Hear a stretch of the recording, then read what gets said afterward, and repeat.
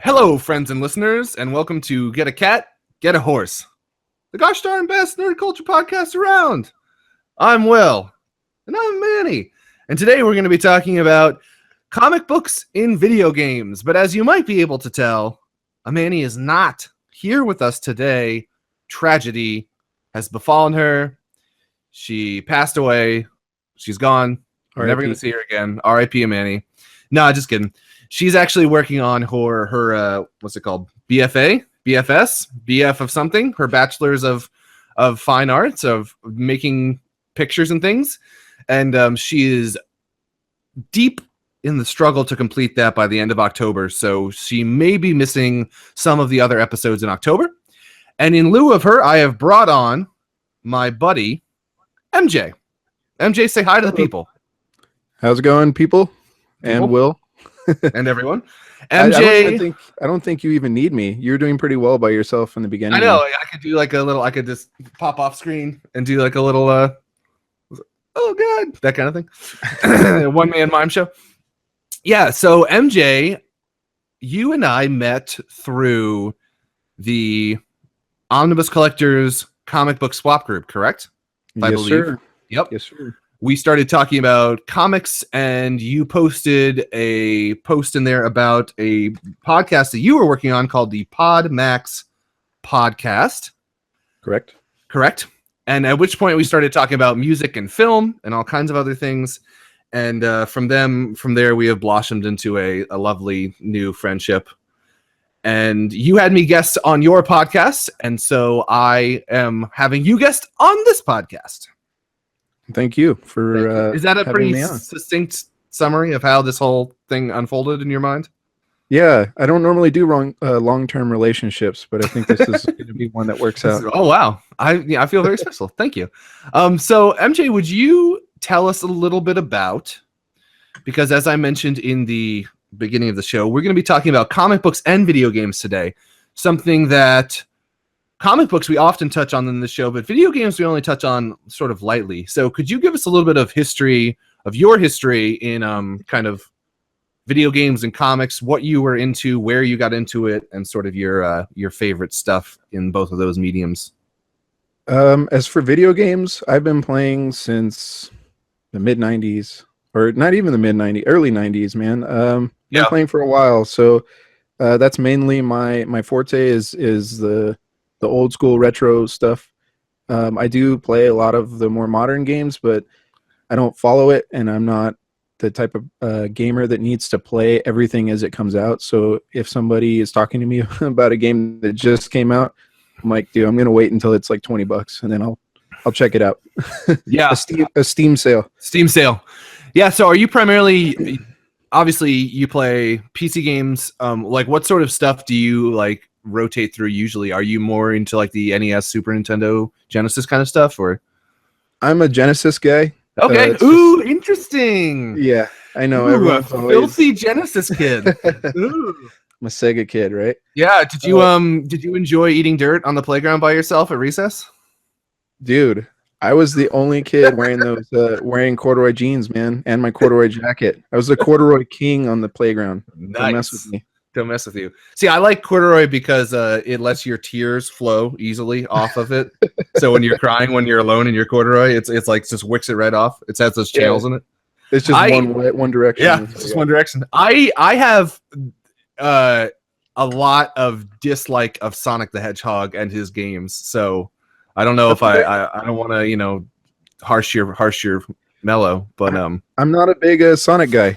Okay. Whew. Take it. It's all right. Just take a breather. It's okay. Okay. So, but you, is still intact. Yeah, it's still intact. We can continue. So you are, I would guess, what, somewhere in the realm of 5 to 7 years older than I am. I am going to be 30 in about 14 days, and I'm going to be 26 in about 20 days. So we're not too far apart. But that, because I was going to ask, is like, for me personally, when I'm thinking about video games, the oldest time that I start like nostalgiaing about is the Super Nintendo. I have very few or limited like memories for me of the NES or that like time period.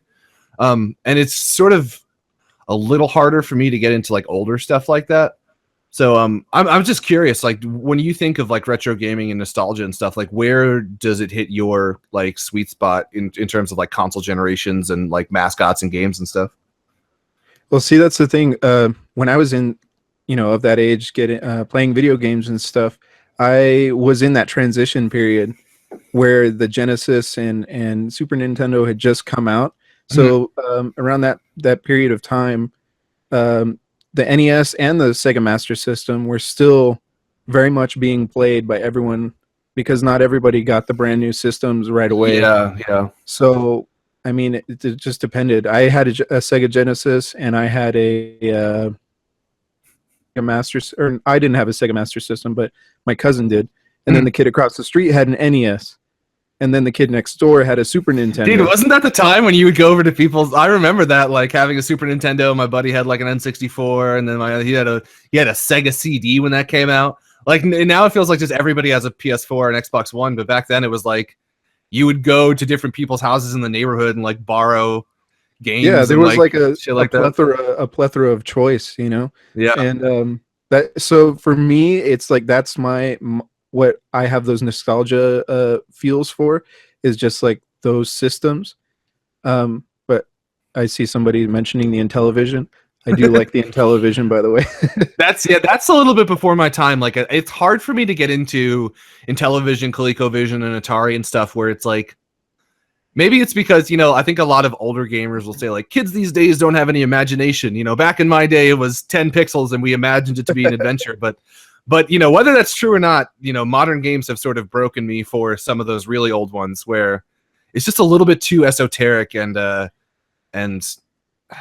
I don't know. Yeah, it's hard for me to like if I played. I remember when I was a little bit younger, I played like Adventure on the Atari, and I was like, "What the fuck is this?" I got no idea. Like I'm a dot, and maybe that's a dragon, but it looks kind of like a weird duck, and like I can go through wall. It was it's a little too much for me.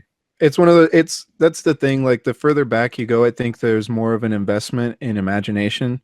Yeah. Oh yeah, for sure. And like the box art, if you can't get past that barrier, man. Yeah, exactly. The box art is what's supposed to give you like your ideas of where to start. But it's gonna be the best thing ever, and you're like, what in the hell am I looking at? Dude, that box art from that time was amazing, though. Like, oh yeah, I love those Atari box art covers. Yeah, where it was like those like that sci-fi. It still had those like 60s sci-fi leanings. It looks like painted. It looks like painted like sci-fi novel covers. And you go to like Barnes and Noble or whatever, and you flip through those and so on. But my favorite box art from that time is the Master System, where it's all just like white grids with clip art on it. Oh, dude, it's so bad. Oh, it's the worst. Do you have some next to you? Yeah. Enduro Racer. I do, man. You got the classics. Make a noise so we can see you on the stream. Quartet. This is a Quartet right here. Yeah. Man. That classic, amazing art. Oh, it's bad. Oh, Lord. Yeah. The Sega Master System box art is some of the worst. But it's bad. The games are pretty good, though. I mean, not all of them, but there's some pretty great games, though. And if you're on the audio just listening to this, apologies.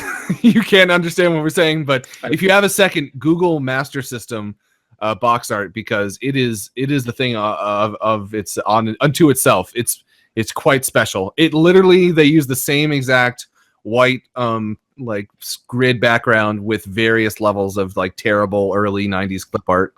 And it's really bad. It's real bad. It's real bad. So now that we've nostalgiaed on that for a little bit, let's get into the main topic of today. Oh, before we do that, we were talking about before the stream started, you're kind of like, I knew you're a Wolverine fan, I know you're into Deadpool, but like what kind of comics are you big into? Like where do you sort of fall on that realm of bringing the two, video games and comics, together? What's your thing? I try and read everything, actually. Okay. So like a lot of what you're into, I used to read a lot. It's weird. My dad has a friend who owns a comic shop. He still owns it. Wow. But when I was like 9 or 10, he was going to a convention and he had a bunch of stuff. and he left a box with my dad, and it included stuff like Conan comics and stuff. So I was reading a lot of when it was like, breasts and everything Yeah, around. So for me, I was like, oh man, this is amazing. I gotta hide this. Been that's reading a lot that's of funny. stuff, but yeah, like mainly I like independent work. I do enjoy like some of the big stuff like Marvel and like you said, Wolverine and Deadpool. Punisher is a big one for me. Mhm. But I really am a big fan of the independent work. So like how you have DMZ the complete, I can see it right there behind you. Yep. Um, I have that as well. I'm a big fan of like self-contained stories. So I'm not necessarily like an era type of guy, but I'm more so just art and self-contained stories for me. Yeah, I agree. I am more of an art driven reader, and I also am more likely to pick up something that has a contained beginning, middle, and end. That's a big one for me, That's a man. big I one for can't me too. stand. It's really hard for me to get into something like X-Men. It's tough for me. I want to, but at the same time, there's so much And there's to just no like every jumping on point has a better jumping on point. Does that make sense? right. Like any place you go to for an X-Men jumping on point, it's like, well, you can jump on here and it'll be great. However, it would be even better if you read the preceding 5 years and then you go back 5 years and they're like, you could jump on here and it'd be great. However, it'd be better if you read the previous 7 years. And I'm like, oh my god, like Yeah. So never. like right now, I have the first three Uncanny X-Men Omnis, Yeah, um, and even then, I still feel like I'm missing something. yeah. Oh man, I hate that feeling. I have the Uncanny X-Men Omnis, and I have the second of the like Silver Age X-Men Omni, and I am crossing my fingers for a reprint of the first. I think it'll happen. I think at some point. Because I mean, that's such a strange one to me to not be evergreen, like in terms of how influential it is. I don't know. Right. It seems like they would want to keep that, but who knows? All right, so let's get into today's topic. Comic books and video games. When you first suggested this to me, I was kind of lukewarm on it because I was like, oh, I'm a big gamer and I'm a big comic book reader, but I couldn't think off the top of my head things that I had sought out over the years that were comic book video games. And then I sat down and looked at some lists and I was like, holy fuck, there's so many things. And I've played a lot of them without ever realizing it. There are oodles and oodles of comic book based video games. So talk a little bit about some of what do you think makes a good comic book video game, like, and where have you kind of like in general with that genre of video game, like is it something that you've generally liked or thought was kind of poorly executed? I think it's kind of tough to judge it because you have to be of two minds. Mainly, I think what's most important is being like as a game itself. Does it perform well? Does it do what it's supposed to do? If it's a platformer, are the jumps, does it handle well? Because if it doesn't handle well and it plays like shit, then it doesn't matter if the character's represented well. Yeah, you're not going to get very far. But at the same time, you also have the mind of a comic book reader or somebody who consumes or lives in that world, So when you're playing a video game and you see these characters and they're represented very poorly, that can also take you out of it. And it's a little bit of both, but I think it's mainly, is the game a good game? And then after that, it's like, is the character well represented? And yeah, that's what I think is it. It's of those two mindsets. Yeah, I agree with you. I'm usually not a, for lack of a better term, like graphics whore. Like I'm not somebody who places that much emphasis. I like a pretty looking game, don't get me wrong, but I am 100% a gameplay oriented person. Like if the systems don't make sense to me and if it doesn't have a fun gameplay loop, then I don't find it to be that compelling. However, with comic books, I do think I have with comic book games, I have a much higher tolerance for kind of like because I grew up in the era when like a lot of comic book games were consigned to arcades. like you sort of had that time period where it was like the X-Men arcade machine. Like, have you ever seen one of those in its full glory? Like I think it's like 8-player machine. Yeah, there's a few different Nuts. versions of them. There's the one with like it's like two panels Yeah. That's side what I'm by talking side, about. so Yep. that way, yeah, that's like the biggest one. I think it's like 8 I think players. it's 8 players. It's two CRT monitors, 8 players, like semicircled around these monitors. Oh man, it's crazy. And like what was I know there was like a Captain America and Avengers one back then. Yep. And I was into those. Like, I had no idea what comics were at all, really. That was like back in the day when, probably would have been like late 90s when comics was like Spawn and like a lot more kind of, X-Force and stuff like that, which I like, which is funny because growing up in that time, like I was never like a very rebellious kid. Like I was always kind of like, I'm not gonna say like goody two shoes, but I wasn't like hiding like terrible shit from my parents or anything. And so when I would go over to somebody's house and see comics of like Spawn and his like crazy clown friend like murdering people, I was always kind of like, this is scary. Like, which is funny looking back now, but I just never like comics were like a little too edgy for me. I guess I was kind of a wimp. But that's funny, man. My parents, I don't think they read anything that they gave me. They didn't know what they were putting into you. Yeah, so I had like the Conan books where like nudity was not a problem. I had my dad buy me a heavy metal magazine one time. Yeah. I had what was Shadowhawk. I don't know if you've ever read. Yeah, Shadowhawk. I do know. I know what it is. Is that another Image book, right? It's an Image book from the 90s, which I think the main character, he is given AIDS from a mob boss. Yeah, and he like brutally, I don't remember if he kills people or if he just handicaps them by like breaking their spine. Yeah, and this was all books that I used to get when I was a little kid. I don't think they really read through them very much, but yeah, I remember that being like, whoa, this is intense. And so that like for me, like back then I was a big video gamer, like let's say 1997 through like 99, 96, 97. Like I was huge into video games. I played them all the time. But comics was just not on my radar at all. Like you said, I saw that kind of stuff, that like the Image stuff and like the super gore and the over muscleized people. And I was like, ew, too much for my virgin eyes. So, for me, I enjoyed the games in the arcade like a lot, but I wasn't necessarily seeking them out. Like it wasn't something that I was into as a genre until much more recently, where like I feel like I have a desire to see the way these characters are portrayed a little more. And like I was saying, a lot of the comic book games that I played back in the day were more arcade oriented and less like home console stuff. I don't know. When I was buying home console stuff, it was always, Mario and Zeldas and stuff like that. And whereas comic book stuff like Marvel versus Capcom and all that stuff and all those beat 'em ups, like I didn't play them that often outside of the arcade. Mm-hmm. Yeah, I think the arcades was a big thing, especially in our childhood, I guess. Yeah.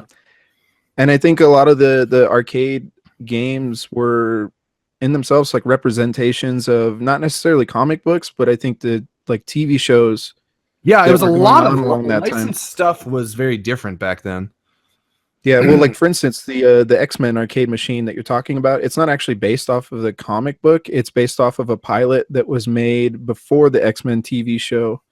Really? I don't know if you ever saw it. Yeah, when I was a little kid, I used to have the pilot on VHS, but it had Dazzler and it had Nightcrawler and Wolverine all on the team, like on one team. And that was like the team of the show, I guess. And I can't remember the episode very well. I just remember something about them being in the X-Wing and then Nightcrawler having to teleport out and grab somebody and then teleport back in. But yeah, it was very much of that art. Wolverine had his like dark brown suit. Yeah, I know what you're talking about. Yeah, so I think a lot of comic book video games of the time, especially like in the arcades, were representations. I think just in general of that period of time were representative of the TV shows or movies that were being made as opposed to like the source material. Yeah, it's funny when I think of like Wolverine and the X-Men and stuff. I still, in my mind, I go to like X-Men '92, like that sort of look of like TV show and like the Jim Lee kind of relaunch and stuff of X-Men that time. That's like, to me, that's just what I think of when I think of X. Not even that like I'm particularly wedded to it or not. It's just what that's like in my mind. That's my X-Men is from the cartoon series from the '90s. Yeah, and I think that's most. I think that's most people nowadays. Yeah, and you're right. Like back, there was a period of time. Licensed games have a weird arc to them in the sense that, like, around, I feel like from GameCube through 360, licensed games were like notoriously shit. Like a lot of times they were just shovelware that was crapped out, quickly to capitalize on licenses, and it just was really bad. But previous to that, you're right that arcades and a lot of home stuff, a lot of the best games happen to be licensed stuff. Whether it was like Batman things or like you were saying, like I remember the Simpsons beat 'em up, or there like it was a whole range of TV and movie properties being licensed. And then now I think we're kind of back around at the point where a lot of big licensed games, Spider-Man was just announced for PS4 this last E3. Yeah. The Batman Arkham games have been huge. I thought the Deadpool game was was a quality. I don't know one. If you played that one, but that as far as like character representation, that's amazing. Yeah. And the gameplay itself is not amazing, but it was fun. Mm-hmm. Yeah, it's. I don't know if you ever played Wolverine Origins. Well, their movie, I remember that. Origins movie was terrible. The movie is not awful, but the game, it's a licensed property. The game was great. Yeah, it was a lot you could fun. like hack up people. It's pretty violent. I remember for what violent. It was. Yeah. So my point being that like there's a weird arc to licensed stuff being like quality versus shovel versus not, depending on where you're looking at it. So I thought we could talk about and just kind of get into like some of our favorite games that are video or that are comic book based, why we like them, and like just some stuff we would recommend. So do you have any off the top of your head that you want to jump into, or do you want me to go first? Oh man, I can go for go on and on.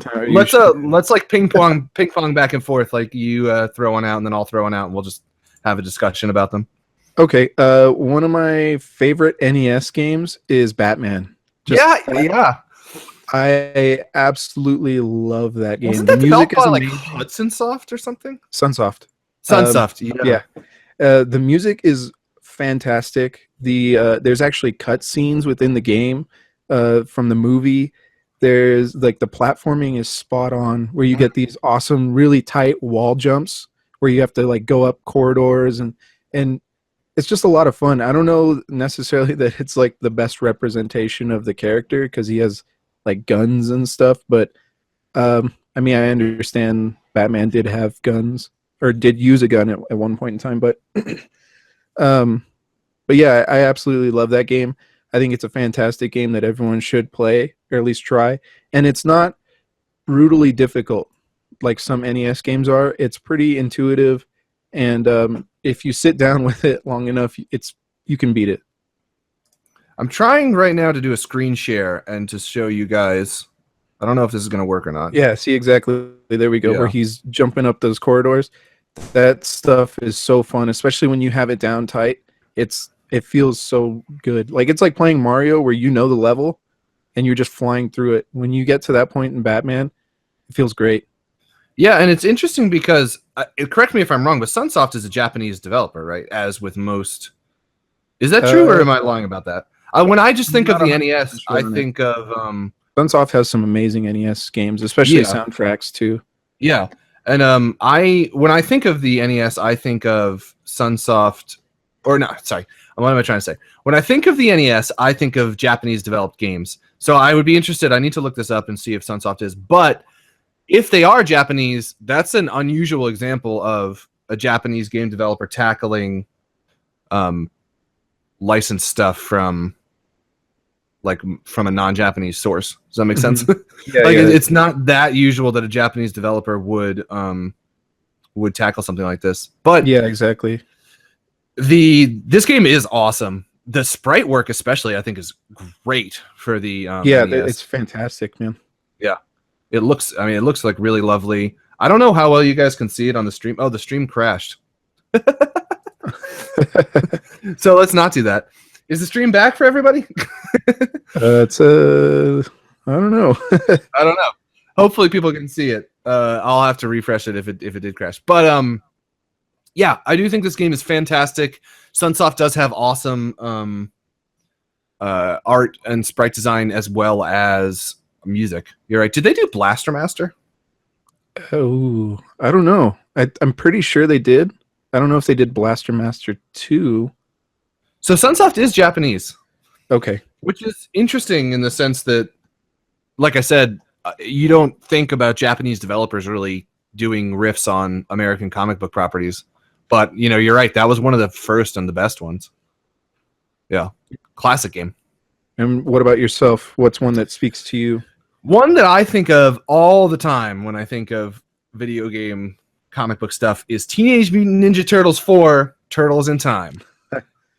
I'm gonna be... Wait. Okay. Hold on. Okay. I still think... I will say I'll be that one guy. Hyperstone Heist. Is the better? Sega Genesis version? Better. Wow. I'm Okay. just going to put that out there, and All I know right. I'm going to get a lot of shit for it, but I think it's a better game. All right, go. I don't know. I don't actually know that I've ever played Hyperstone Heist. But it was Konami. It was Konami, right, that did this. And around that time, Konami was making a lot of different games. It's not like it is now when you get ports of 360 to PS3 or PS4 to Xbox One, and it's the same game. Like they were totally different games, back in the day. And because like Konami made did you ever play Sunset Riders? I fucking love Sunset Riders. I actually have it on both Genesis. Oh my god! All right, that one is easily superior on Super Nintendo because I think it's more characters or whatever. But my point being that Konami was making pretty different games for the systems. So if I, saying I haven't played it is like saying I haven't played a whole nother game instead of just saying you haven't played a port. You know what I'm saying? Yeah, the controls are different. You have an actual dash button instead of having a double tap forward. You can just press a button and he'll sprint. Some of the maps some of the levels are a little different. But I mean, for the most part, you get a lot of the same bosses. Like I think the very end is the exact same with Shredder. It's been a while since I played it, but yeah, that's my favorite is the Hyperstone Heist. But I will say that the Turtles in Time is an amazing game as well. I'm going to try to put up Turtles in Time on the screen share again. Let me know if the stream crashes, please, or if it gets all funkadelic. But yes, I love this game deeply. Turtles in Time was an arcade cabinet before it was a home console. If you're watching the stream right now, the thing that you're seeing is an arcade playthrough. And I think this game is fantastic. It's a 4-player brawler beat 'em up in the Konami, like classic Konami style. It's very similar, like I said, to Sunset Riders, although Sunset Riders is like a shooting kind of thing, but it has like a similar idea to it, I guess. And you basically pick one of the turtles, you and your friends, and then you just tear through, was it the Foot Gang or whatever, the Foot Ninjas? Foot Clan, there you go. And fight a bunch of all of the, like, Krang and Kerrang, or however you say his name, Bebop, Rocksteady, Shredder, all of the Fly Guy. It's been a while. I'm not up and up on my TMNT. I'm sorry. But the point is that I love this game back in the day. There was a, like, remaster port. Oh, dude, it's terrible. It's so bad that they pulled it off of the I have it on my PS3. I have it on my PS3 too. I remember in college playing through it with some of my friends, and like it's one of those experiences, where you get everybody together and you're like typing something up and you're like, this is going to be the greatest thing in the world. This is going to be so great. Like I played this game forever. And then everybody gets together and they're like, you are a fucking idiot. And I'm like, oh no. Like, why? I'm so sorry. Yeah, it was a remaster one for PS3, maybe Xbox as well. That was pretty trash, which is unfortunate because that game deserves a better legacy. But yeah, absolutely loved it. Played it in the arcades a lot. I believe there's also a Turtles game for the NES that was maybe there's actually quite a few. There's Ninja Turtles. There's a first game where it's like starts off top down and then you go into the sewer and it turns into a side scroller. There's Ninja Turtles, the arcade game too. Yeah, That's what I'm thinking of is the arcade for the NES. Yeah, there's Arcade 2, which is a port of I think the arcade game, and then there's Ninja Turtles 3, which is also a port of the arcade game. I've been playing Ninja Turtles 2 recently, and I forgot how brutally difficult that game is. So, but yeah, those games are good, but I think Turtles in Time definitely took what was good about those games and just made them better. And then it's just the most polished version of those games, I think. There was also, what was the other one, like Tournament Fighters? Yes, I was about to say, I had one for Super Nintendo. There was like a tournament. That's also on the NES and Sega Genesis and Super Nintendo. Yeah. Lots of Turtles properties back in the day. And I think there was recently, there was just, I mean, I think this was only like 3 or 4 months ago. There was a Turtles game released by Platinum Games, who developed like Bayonetta and a bunch of other stuff. And I don't think that one was like super well received, which is unfortunate. Yeah, it looked really cool, but from what I've read, yeah, it's not very well received at all. It's not as bad as the one that came out before that. Avatar. They did an Avatar: The Last Airbender, or it was or maybe like the Korra one, the Korra series that apparently. Oh, I was talking about from Platinum. Were you talking about Turtles games? I was talking, Turtles games. I was talking about the other one that came out right before that. That was a huge disappointment. It was a big mess, man. I know what you're out of the shadows. I was about to say I know exactly what you're talking about. That game was apparently clunky as hell and just really bad. Yeah. A lot of people like in the PC community had to go into the code and mod it essentially to make it playable. Yeah, man, PC gamers have no end of struggles. As somebody who has played quite a bit of games on PC, it can be a pain in the ass. Derek mentioned, man, Sunset Riders was dope. I think, Derek, you're right. We should all take a moment to just bask in how great Sunset Riders is. It's totally not comic book related, but if you have ever like enjoyed a 2D beat 'em up game, like Sunset Riders is one of my top favorite games of all time. I love that game. Absolutely. Yeah, Adam says the Genesis version of TMNT he agreed with me. Is better, so I'm not the only one. I'm glad. Not the only one. Somebody out there likes the Bobo version. And he is correct. Rocket Knight Adventures is also a great Konami Sega game. It's fantastic. I know that what the character looks like. It was kind of like another one of those mascot kind of guys back in the day. Yeah, he was like a possum or something. Yeah. I don't know. So, what's your next pick? My next pick, I'm going to move to the Sega Genesis. I'm just going to kind of go through little eras of video gaming. That's fair. Yeah. So for the Sega Genesis, I'm going to go with Punisher, which was a port of the arcade game, which was also fantastic. And because at the time there wasn't a Punisher cartoon or anything of those sorts, it's pretty faithful to the comic book, actually. So it has him like beating the crap out of like mobsters and picking up guns and shooting down people, and yeah, it's great. It's a lot of fun. If you want to pick it up for the Sega Genesis, unfortunately the price on it has kind of skyrocketed, but yeah, it is a fantastic game. So I would suggest, if you get a chance, check that one out. Yeah, I'm looking at a stream of it right now. It looks really nice. The sprite work and everything is and you get to play as Nick Fury. You get to play as Nick Fury. I fucking love Nick Fury. Yeah, in player 2 mode. So wow, I might have to get this just for my Nick Fury fix. Yeah, I see. The video I'm watching right now is, I have never heard of this game, but this looks fantastic. It is great. And then he, like, his special moves, he'll do like leg sweeps, and like if you get close enough, some of the grabs, you can do a special where he'll jump up in the air, he'll grab the dude, jump up in the air, and like spin pile drive the guy. It's it's funny to me, like this is going to be a total aside, but I'm watching the video right now, and it's basically like Nick Fury just beating up like street thugs, drug dealer kind of types. It's kind of funny how like those comic book characters and video games and stuff like in the 90s were so like fascistic about drug use and stuff, where like when you would go to arcades and there would always be that FBI sticker on it that was like, winners don't do drugs. And Did like you ever play Narc? Yeah, I know. Is that the one where it was both driving and shooting?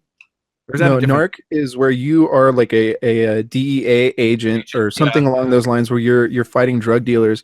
but it's literally you're just blowing up dudes and like body chunks are going all over the screen, and it's all for like you're just fighting drug dealers. That's the entire game, but like it's so brutally violent. It's so weird. Well, and that's what this stuff is like too. It's just so funny to me that it's like that kind of like street justice thing of like the Punisher and drug and stuff like in the 80s and 90s. It became such like a just blowing dudes away, and it doesn't even matter. Like they're like no justice system or anything. Just like time to go out and like straight murder some motherfuckers. Like it's just weird, a fun time.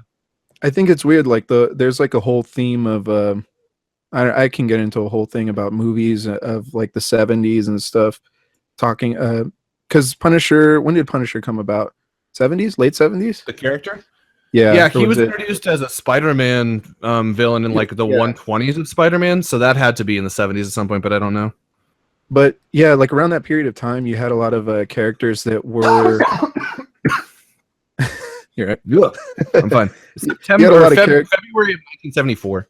Okay, so like mid about. Yeah. So in the 70s, you had a lot of movie characters that would kind of sidestep the law in order to provide justice. Yeah, exactly. Charles and it's interesting. Yeah, and then you have all the Polizio Tecci films, Italian films. I don't know this. Oh, dude, I'm a big Italian. I saw some stuff Polizio Tecci. Yeah, I'm a big movie guy. So for those who don't know me, I'm a huge movie buff. That's what all these back here. I saw that. That's quite a collection. Yeah. So, but yeah, like you have all these people that, during that period of time, you had like I guess this idea of like sidestepping government in order to serve justice. Mm-hmm. But at the same time, it was like almost, what am I trying to, totalitarian? Like sort of like torture porn fascism. Yeah, exactly. It was like fascist, but at the same time, you had people identifying with these fascist type characters that would take justice into their own hands. Yeah, and I just think it's really interesting that people would more so identify with that than following the rules and doing. I don't know. I think it's really interesting that a lot of those characters of that time are kind of that mindset. Yeah. Well, there's an interesting bit in the Garth Ennis Punisher run where he have you read that run, the Marvel Knights one? Yeah. No, not the Marvel Knights. I thought you were talking Punisher Max. Max. No, I'm talking about the Marvel Knights one. There's an interesting like subset where there's like a bunch of copycat killers that pop up around the Punisher, and it's kind of like these guys that kill people for different reasons because they don't like adhere to certain principles that these people think, and like it kind of throws the Punisher against them and sort of attempts to justify the Punisher as like a more neutral force rather than being like somebody who's, because the guy that's like the other killers are like there's like a reverend or something who's like kind of religious, and there's like a guy who's like a upper class kind of snobby guy. I don't know. It's interesting. Like there have been people attempting to, I think, disarm a little bit what you and I are saying, like sort of ground a little bit of the vigilante thing, and like sort of put the Punisher in like opposition to kind of like more crazy vigilantes, which is a weird thing because he like murders the shit out of everybody. Yeah, he is. He kind of is a crazy vigilante. Yeah, I don't know. The Punisher is an interesting character I love the Punisher, but yeah. Depending on who's writing him, exactly. Yeah, he can be an amazing character as opposed to just like a goofy character who takes other people's technology and like uses it. But I like it more when he's based off like grounded in some sort of reality. That's my favorite type of Punisher character. Yeah, awesome, excellent. My next pick is going to be. I guess I'll go sort of chronological as well. This is not like a specific game. This isn't urging to go out and check out a bunch of these, because back in my day, emulators were a big deal for me, a huge deal for me. I used to download emulators all the time for Super Nintendos or for Super Nintendo games, ROMs and stuff like that. And I got deeply into a lot of the Dragon Ball Z games on Super Nintendo. Oh man, you know what I'm talking about? Do you ever play those ones?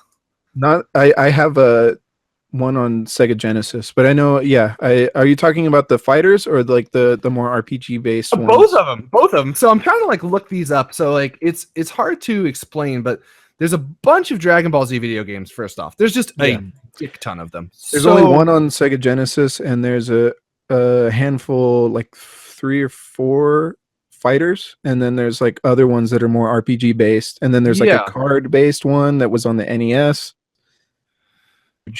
So the ones that I like, there's a couple fighters, and they're called the Super Butoden series. Mm-hmm. So they were released in PAL and in Japan, but never in well, some of them were released in PAL in EU territories, some of them were released in other places. But I love these games. If you are into fighting games at all, I think the Super Butoden ones are cool. They like really they let you play kind of through like these versions of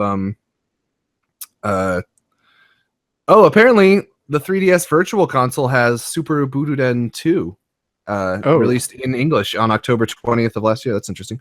October 20th being my birthday, so it must have been for my birthday present. But yeah, I really enjoyed those games. But then there's also a bunch of really cool RPG games that are like sort of taking you through the story of Dragon Ball and Dragon Ball Z.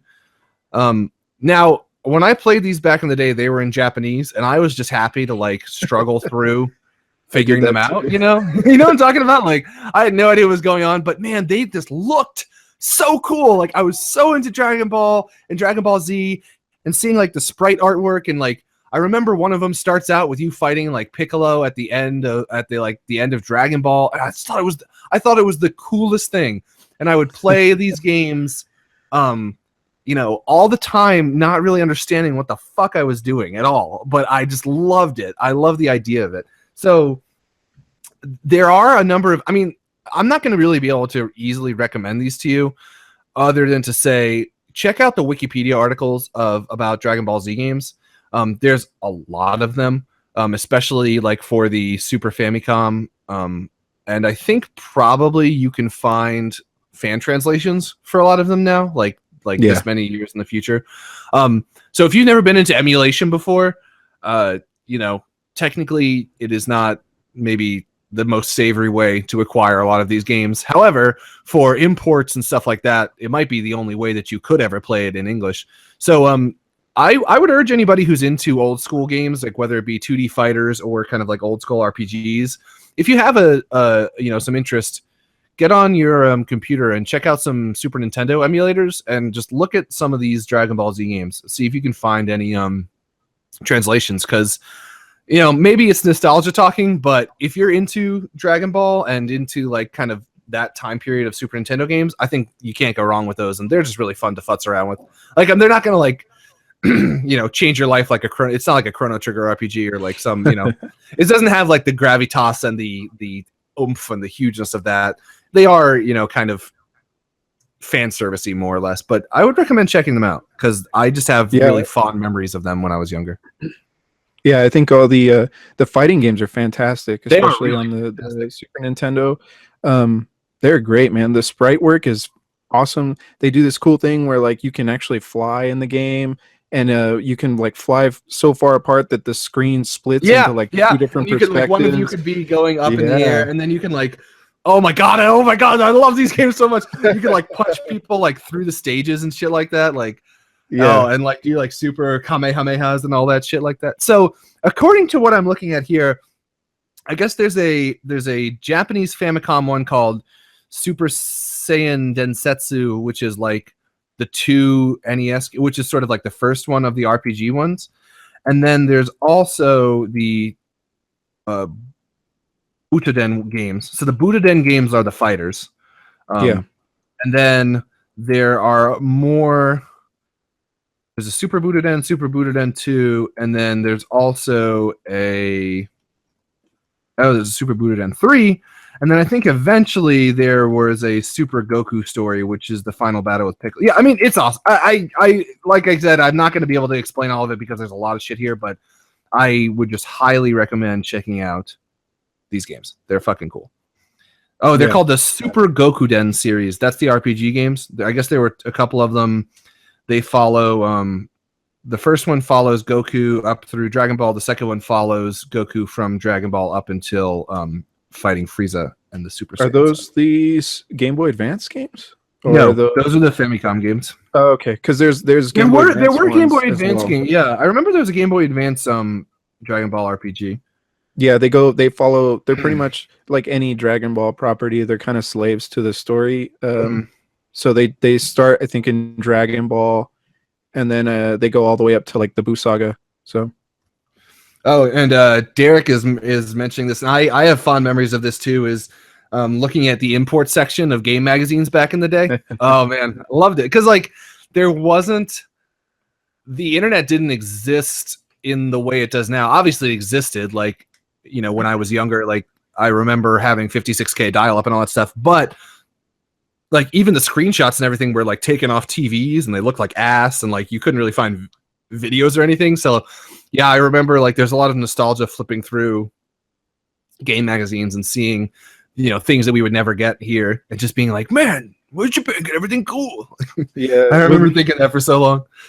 Yeah, with me, I used to. I live in El Paso, and when I was a little kid, I used to go downtown. El Paso is like a stone's throw away from Mexico.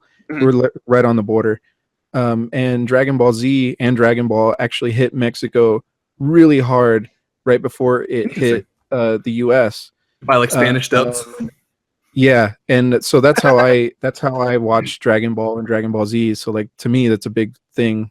Like to me, it's more natural hearing instead of Vegeta, it's Vegeta. So Interesting. like, yeah, so to me, it's like more natural hearing that. But downtown, there would be like these really shitty stores that sell like bootleg Dragon Ball Z posters and Dragon Ball Z toys, like when in like malls and shit, like Japanese malls and shit like that. Yeah, it was kind of like that, but it's all, you know, Mexican knockoff stuff. Yeah. But there would also be Japanese imports, and so I'd be walking these, you know, downtown, and you'd see like Famicom games, and I'm like, oh my god, I want this so bad, and it would be like Dragon Ball Z stuff. I'm like, I have no idea what any of this means, but I want it. I never had the money to buy it, but you know, it was always like, oh, like it was just something like I coveted. I didn't even have a Super Nintendo. That's mainly why I didn't buy it. Also, I didn't have any money, but I would look at it and just covet it and be like, oh, and look at the box art on the back and just, I want this. And then that, all it would do is sit on a shelf. I wouldn't be able to play it, but yeah, that's my version of looking through the magazines. Yeah.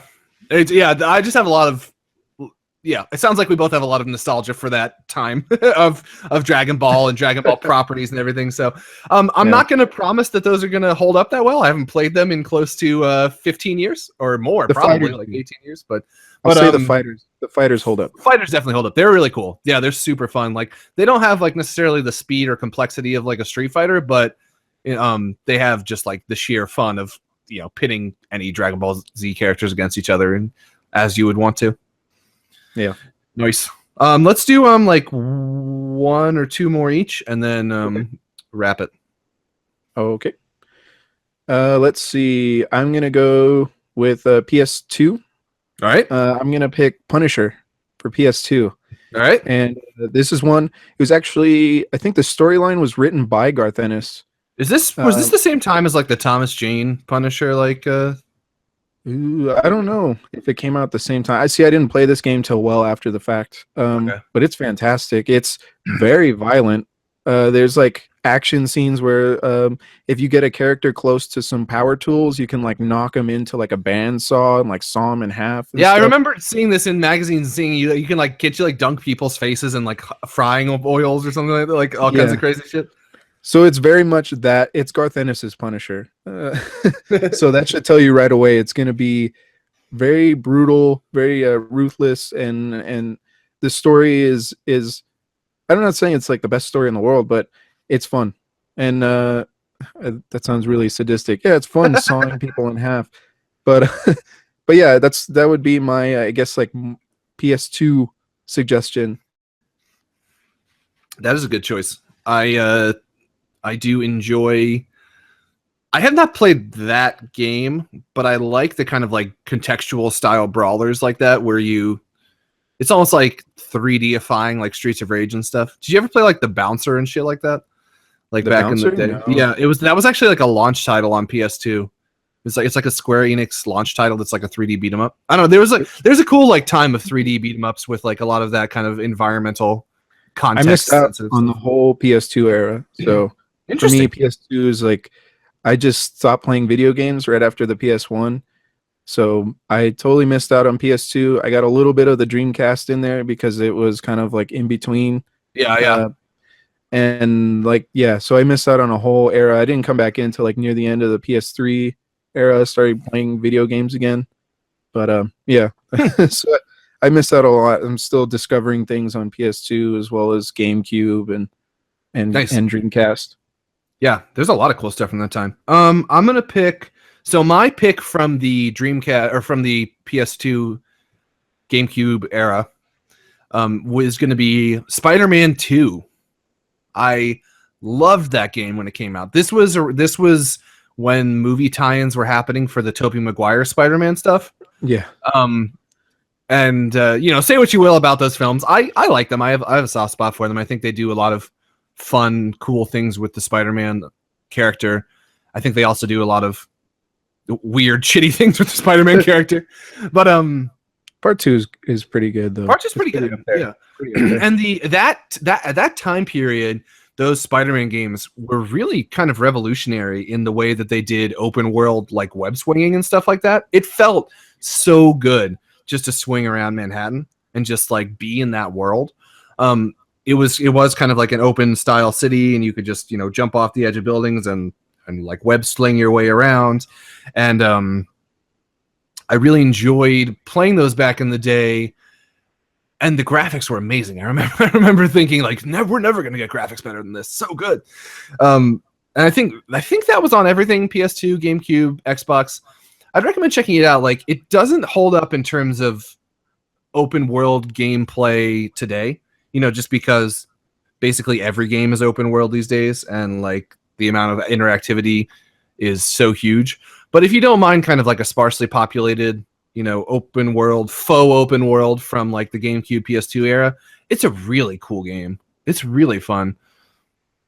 Yeah, well, there's been so many Spider-Man games. There have been a lot. I remember the PlayStation 1 one I really liked a lot. I think that was developed by like Neversoft or something like that. Yeah, Activision, the one that did Tony Hawk. I think they're the ones that did. Yeah, Neversoft. Yeah. I really like that one. Yeah, but there's been a ton, man, since the NES all the way up till now. There's always a Spider-Man game on every platform, and I don't think a lot of those earlier games, while some of them might be fun, kind of like some of the beat 'em up stuff, they're never really great representations of the character, as well as like you said, like the swinging. You never get you get games that try to do that, like like NES tried to do the whole swinging thing. I was playing one last night. I think it was the Sinister Six, and it was terrible.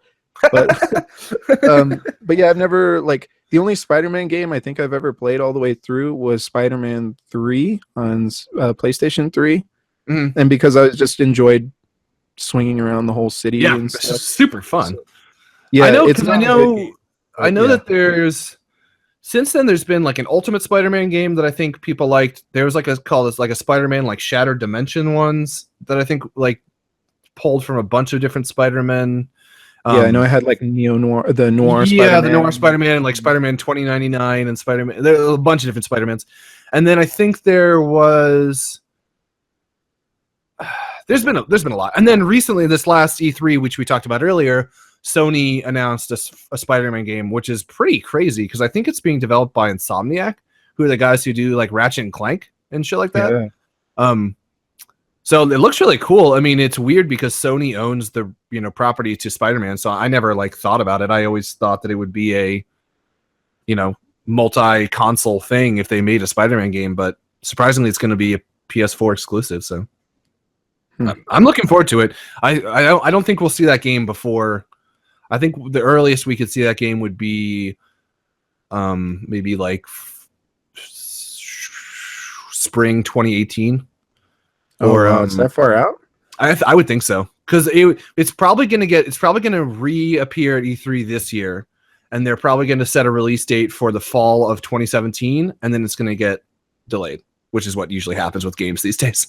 That would be my if I was a betting man, I would say that they're either going to put it out in the beginning of 2018, perhaps the end of 2017 if they really, really kick it into high gear.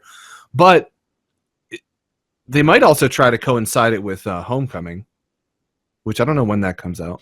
Is that a next summer movie? That might be a next summer movie. I don't know. Either way, there's a new AAA Spider-Man coming, and it looks cool. All right, what's your last game? What you got? I briefly mentioned it before. I guess I'll go with the modern one since I've been mainly living in the past throughout this whole episode. I really enjoyed Deadpool. I think it's a great representation of the character, and the gameplay is really fun. It's kind of like that beat 'em up gameplay. The voice acting is phenomenal. It's Nolan North, right? Yeah, Nolan North, who did like the Nathan Drake. Nolan North is in every fucking video game ever. Yeah, he's in everything. But in this one, I was like, holy shit, this is Deadpool. And this game came out well before the movies. And it's just like that. He nails it perfectly. And the cool thing about the game is it plays a lot with, you know, how Deadpool has a tendency to break the fourth wall. It plays a lot with that. So there's like different things that you can do. Like there's one where you're Wolverine's like passed out and you're trying to wake him up, so you start slapping him. You have to press the X button to do it. And so every time you slap him, Deadpool says something stupid. And if you keep going, like you can literally do it for like almost 5 minutes, just like slapping him and going through a whole cycle of like things for him to say. Yeah. And it eventually gets to the point where it's like, why does the player keep mashing the X button? Like it's just like, it's really funny. Like it does stuff like that. It's really clever, and there's little Easter eggs throughout the entire game where if you just do little things, you can find like the dialogue will come up, and it's pretty humorous. Plus, you get a lot of really cool characters like Wolverine shows up, Cable shows up, Sinestro shows up. Who else shows up? Domino.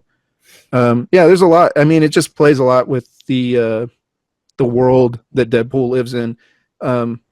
Not only that, you get a lot of really interesting ideas that I don't necessarily think they went far enough with, and that might be because the budget was really low. Yeah, but, it wasn't a $40 game on its release. Like I don't think it was. I think it was like it was a budget title, but I think they did a lot with the budget that they had. So for instance, there's a portion where you go into sewers and all of a sudden it goes into like a top-down perspective, and it turns into Zelda. But they only do it for like a few moments of the game, and Deadpool is fully aware of like what's going on. And it's like a weird. The premise is weird because he's also like co-writing the story as it's happening. So yeah, strange. It goes into like a top-down perspective because they ran out of money, quote unquote, and then it turns into Zelda, but just for a bit. And I'm like, oh man, I would have loved if they had like stayed in that a little bit more and like played with those ideas of like going through different times of gaming, because he's a character that can do that because he hallucinates, and so he's able to, you know, his world can change around him.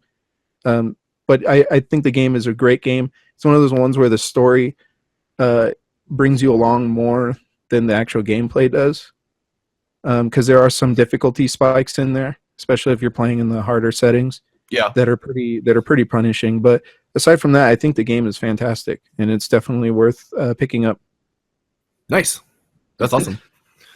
I have not played it, but I know about it. And I remember watching interviews with Nolan North when he was doing the voiceover for it, and he was talking, because he was in some of the Arkham games too, the Arkham Origins one and stuff, where I think he played like Penguin and some other ones and things. I don't know. He's all over the place, but yeah, I remember watching some stuff with him and thinking that, like, I'm not the biggest Deadpool fan, but I remember looking at it and being like, yeah, that is, you know, exactly what I think a Deadpool fan would want. Like, it would really serve that kind of wacky goofiness and the Easter egg kind of breaking reality nature of Deadpool, which seems very cool. Throw out the Ultimate Alliance games, which are a lot of fun. So we should mention Deadpool is available on a remaster, I think, for PS4. I think Xbox 360. I think, or Xbox One rather. So like Deadpool was originally released as a PS3, Xbox 360 game, if I am thinking correctly, and then there's like a definitive edition available on PS4 and Xbox One.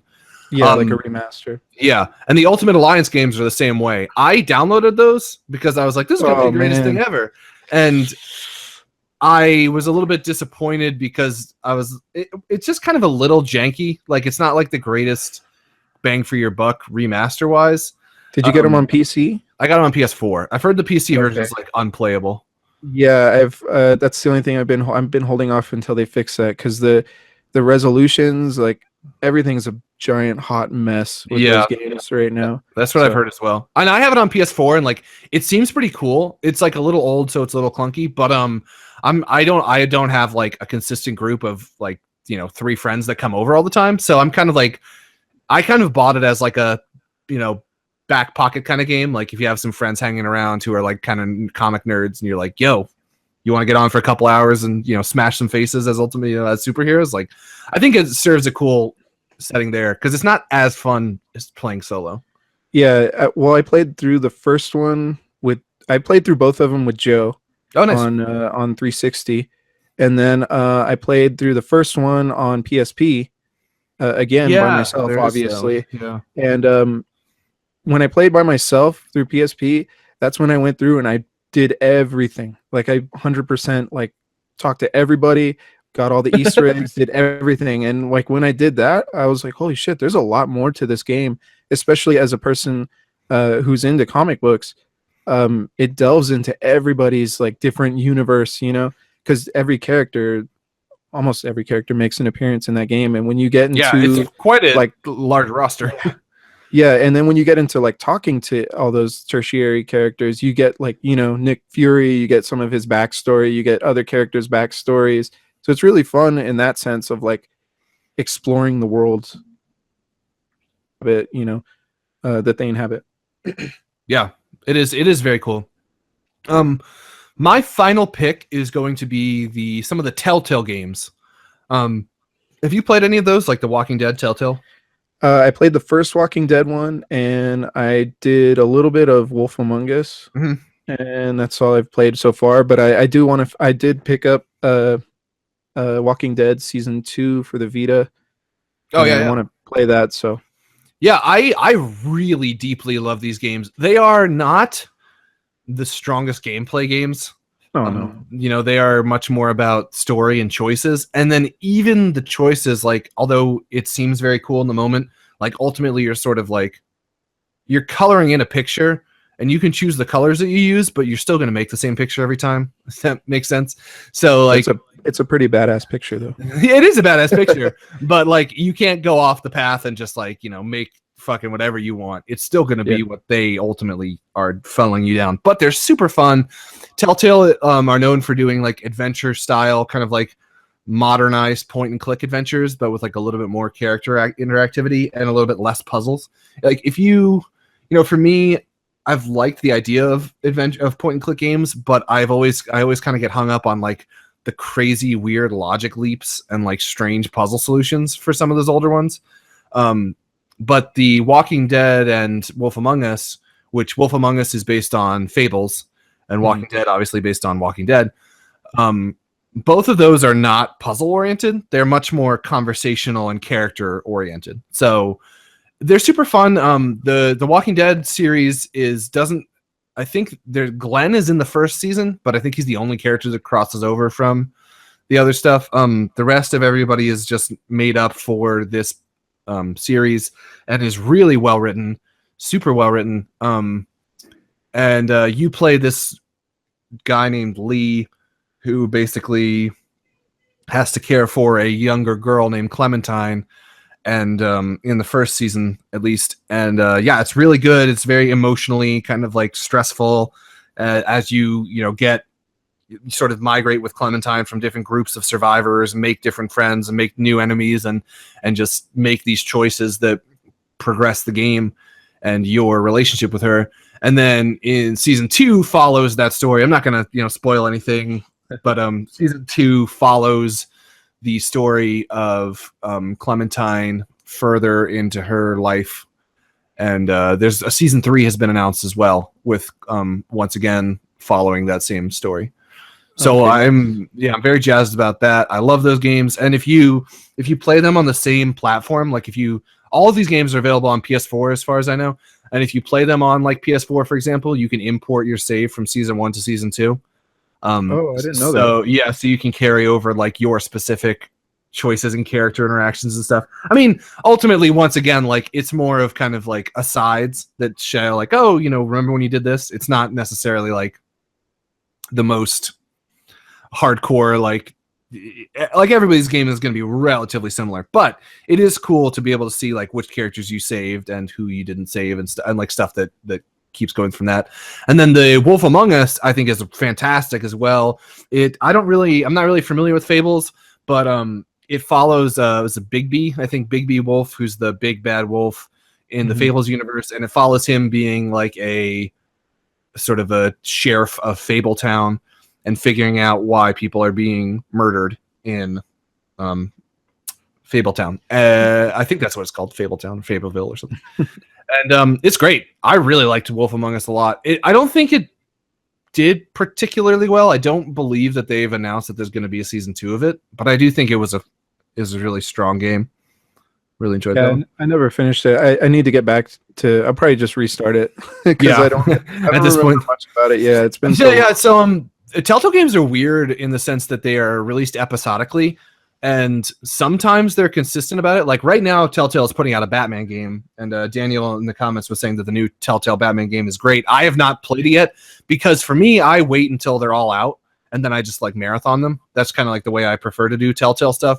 But if you want to, I think there's 2 episodes of Batman out right now, and then they're going to release continue releasing them over the months. But right now, obviously these ones that we're talking about, Walking Dead and Wolf Among Us, are completed, and you can download them, the full seasons. But in the future, if you get into Telltale stuff, just know that it's done episodically usually. So, yeah, very cool series, and I am enjoying playing through all of them so far, especially Tales from the Borderlands, which they did, which is not comic book related. I thought was fucking fantastic. I loved that game. I don't think I've laughed as much at a game as I have in that one. It's so funny. It's just so well written. I'll have to check that out. And you don't have to be even remotely interested in Borderlands as a game series to get into it. It's just really, really funny. It's kind of like a heist movie. It kind of has like shades of Cowboy Bebop in it a little bit, but nice. But a little bit less kind of like cool jazz, characters, a little bit more kind of like overtly comedy characters, but it still has that kind of like, reluctant team coming together to like do heists together and like forming a relationship. It's really good. Phenomenal game. Loved it. Sounds right up my alley. Yeah, really good. And so that's pretty much wrapping it up because I know we've gone for a while. Are there any others that you just wanted to like list off the top of your head that you would be remiss to not mention in a series, in a podcast like this? Because I have one I know. X-Men 2 for Sega Genesis, which is fantastic. You get to play as Beast, Nightcrawler, Wolverine, and I think Cyclops is also in there. Could be wrong. Maybe Gambit. I can't remember. I get the characters mixed up with X-Men 1. But X-Men 2 is great. That's a really fun game. You should check out if you get a chance. Nice. Mine is going to be Freedom Force. Have you heard of this game? Have you played it? Freedom Force. For what system? PC. Nope. Never. It is fascinating. It's a top-down RTS squad game developed by Irrational Games, the guys who made BioShock and System Shock, but it's done in like a 1960s Silver Age comic book style, but with new characters that they made up. Cool.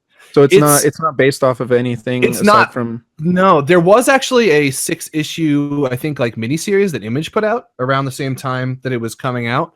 And do you know who Tom Scioli is? Scully is, I think his name. He does like a bunch of. He did Godland at Image, and he's doing like Transformers vs. G.I. Joe now. He's kind of known for being like a Kirby alike. Like he has a very Jack Kirby style, and so he did a lot of the art for this, and he worked on the comic for Image, which is based on this game. It's very cool. It's also very janky and kind of broken in a lot of ways. Like if you look at it on Steam and stuff, like it has not the greatest reviews because it has like a lot of compatibility issues and a lot of like problems, which is unfortunate. And then even when you're playing the game, it just like it you see what they're doing, but the execution is a little wonky, just kind of controlling your guys and like doing the powers and everything. It's sort of like I was saying, it's like a RTS tactics game. You'll have like a group of 4 superheroes, and they each have different powers, and you can upgrade them during, in between missions. And so is this like mainly you need like a keyboard and mouse kind of game? Yes, or is it, yes. Okay, It's yeah, definitely going to be a top-down mouse-centric kind of game. It's not. You don't ever take like direct control of them. I think it's more of like a point and click kind of to move kind of thing. Mm-hmm. And even if you had a controller, I think the amount of like pauses and like hotkeys and stuff that you would have to be throwing into that thing would make it a pain in the ass. They're cool. I mean, I would recommend checking them out. I don't know if it's going to be everybody's cup of tea, but for me, I just think it's neat because, like, despite the fact that I love, the Arkham games like Arkham Knight, Arkham Origin, or Arkham Asylum and City, which we also didn't mention, but I think are fantastic. Yeah. Like, despite the fact that I love those games, and even Wolverine Origins and Deadpool and all that stuff, I do think that a lot of the video games tend towards kind of like a Marvel Ultimate Universe kind of like aggro male. Yeah. Like modern aesthetic, which I don't mind, but in large doses I get turned off from quite a bit.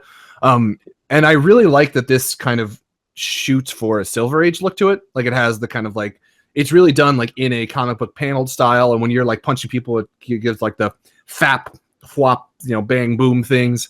Fap. Fap. Yep. All your characters fap all the time. So I wish that there were more games that went like that. Like I think we're at the point where graphic technology is such that like I would love to see a what's the Darwin Cook one? Not Kingdom Come. Why am I blanking on this? The one? No, not the ones based off Parker, right? No. The oh my god, it's like on my shelf too.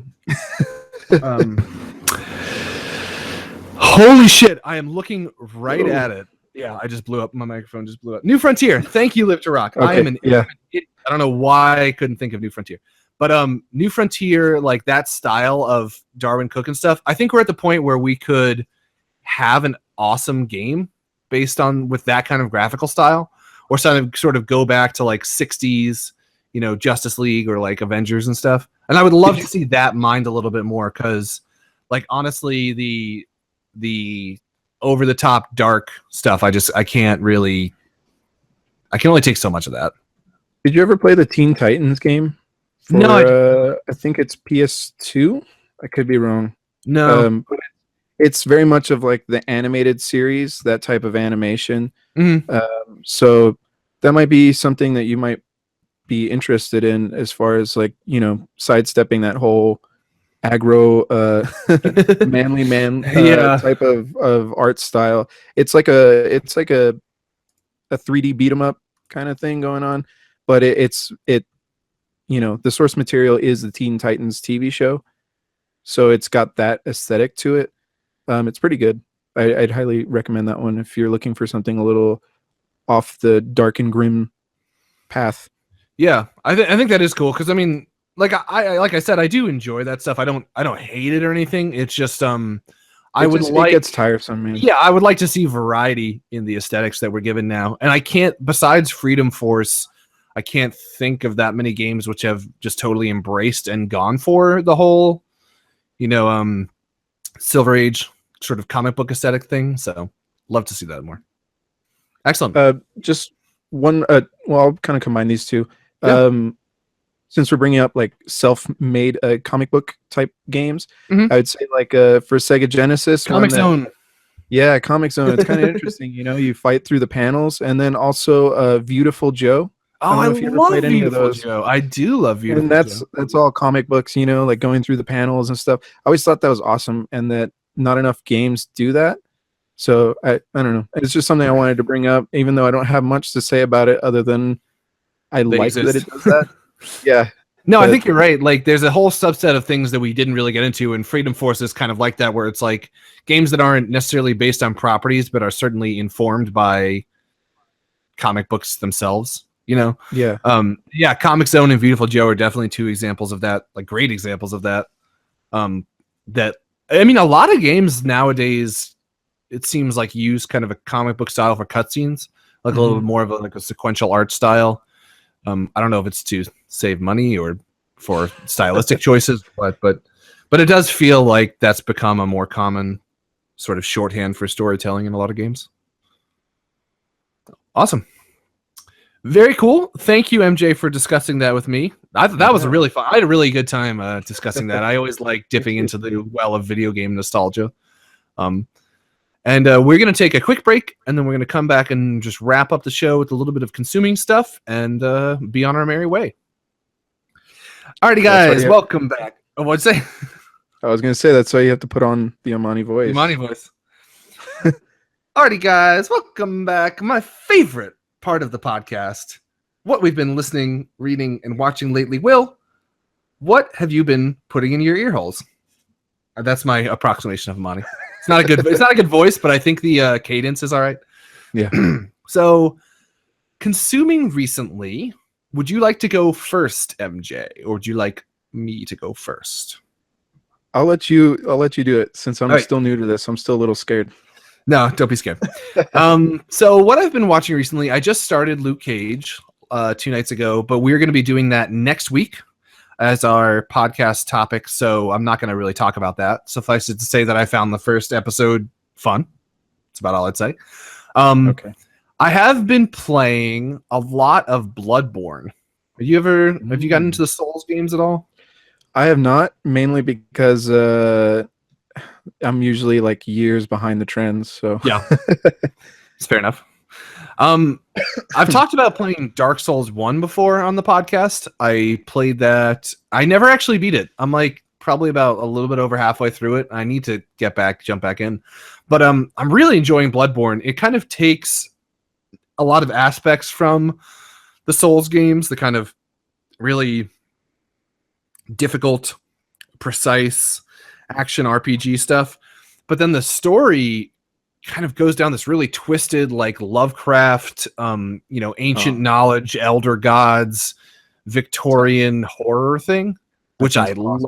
Like, I love it. I'm so into cosmic horror and Lovecraft. I just love the ideas that those have, and kind of like the fear of the unknown is so powerful, and sort of like the way that you can manipulate that with in storytelling of like, elder gods and unseen things. And like, it's really interesting because the way the game works is, I don't know if you know anything about Dark Souls, but if you don't know anything about Dark Souls, usually there's some type of system called like humanity in those games, which basically like allows you, when you consume a certain item, you can become human again because you're undead in the Dark Souls games.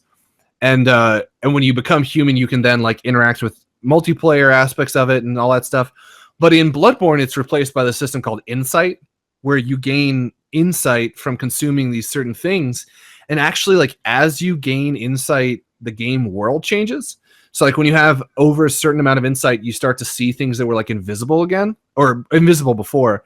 And they're like really creepy, like strange alien things. And like, it's really interesting because it kind of like, as you progress down the game and become more knowledgeable about it, you also like literally your character starts to understand some of the like secret knowledge of the cosmos and stuff.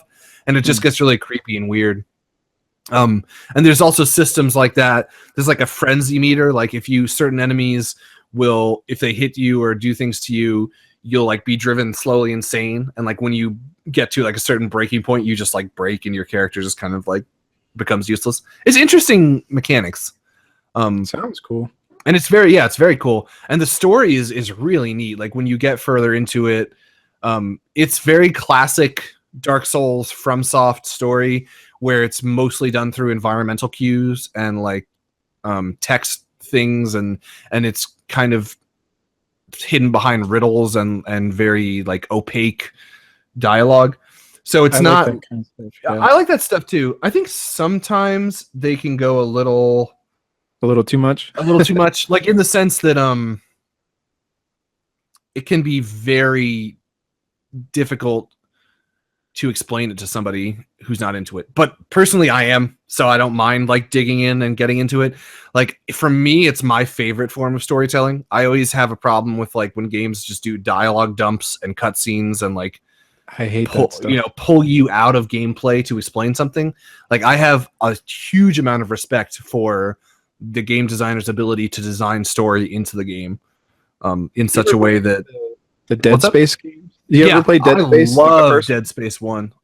That's one of those ones that's like, if you read all the text files and everything, it's a huge, like a really deep story, and you get so much out of it. It's one of those kind of the same thing. Yeah.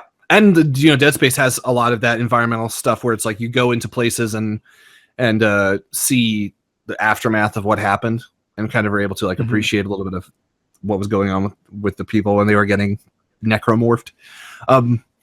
Yeah, so Bloodborne's really cool. I mean, if you're into Dark Souls, you have to be ready for the frustration and the struggle against the game, and then kind of like a lot of the reason that people like Dark Souls is the reward that comes from overcoming that obstacle.